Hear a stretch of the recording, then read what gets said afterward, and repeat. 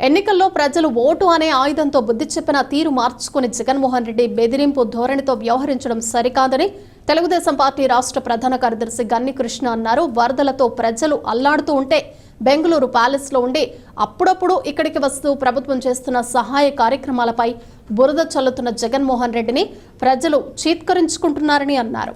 స్థానిక కంబాల చెరువు వద్దనున్న ఆయన కార్యాలయంలో గన్ని మీడియాతో మాట్లాడుతూ విజయవాడ వరదల కారణంగా 60 మంది చనిపోయారని చెప్పిన జగన్ వారి పేర్లు చెప్పగలరా అని ప్రశ్నించారు. తెలుగుదేశం పార్టీకి దేవాలయం లాంటి పార్టీ కేంద్ర కార్యాలయంపై దాడి చేసిన మాజీ ఎంపీ నందిగాం సురేష్ జైల్లో ఉంటే ఆయన్ను పరామర్శించడానికి వెళ్లిన జగన్మోహన్ రెడ్డి అక్కడ చేసిన వ్యాఖ్యలు విచిత్రంగా ఉన్నాయన్నారు. కడుపు మండి తెలుగుదేశం పార్టీ కార్యాలయం దగ్గరికి ధర్నాకు వెళ్లారని జగన్మోహన్ రెడ్డి చేసిన వ్యాఖ్యలు ఆశ్చర్యాన్ని కలిగిస్తున్నాయన్నారు. ఆయనకు ధర్నాకు దాడికి తేడా తెలీదా అని ప్రశ్నించారు.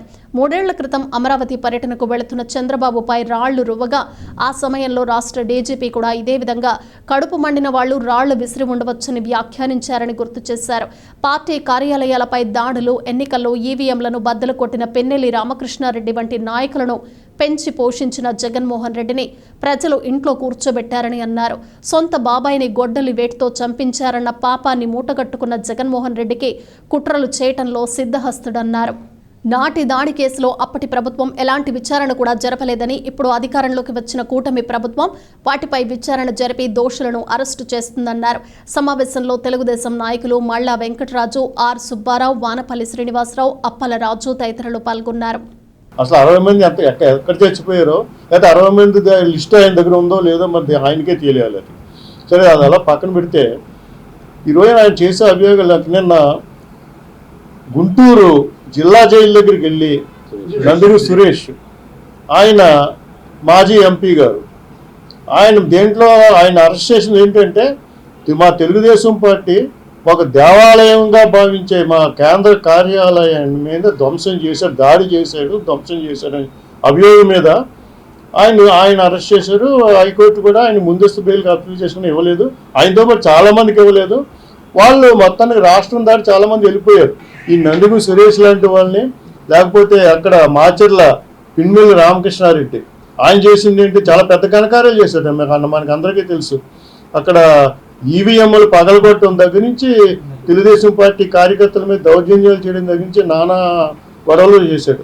ఈయన చాలా ఆనుముత్యాలైన మాటలు మాట్లాడాడు జగన్మోహన్ రెడ్డి గారు. ఎందుకంటే అది నాకు ఆశ్చర్యం కాదు, ప్రజలు కూడా ఆశ్చర్యం కాదు. ఎందుకంటే అతను ఒక ఫ్రాక్షన్ లీడరు, ఒక కరుడుగట్టే ఫ్రాక్షన్ లీడరు, 31 కేసుల్లో, క్రిమినల్ కేసుల్లో ఇరుక్కుని ఈ 5 ఏళ్ళ నుంచి కూడా కోర్టుకి హాజరవ్వకుండా తప్పించి తిరుగుతున్న ఒక ప్రజాస్వామ్యమే గొప్ప నమ్మకం గొప్ప వ్యక్తి.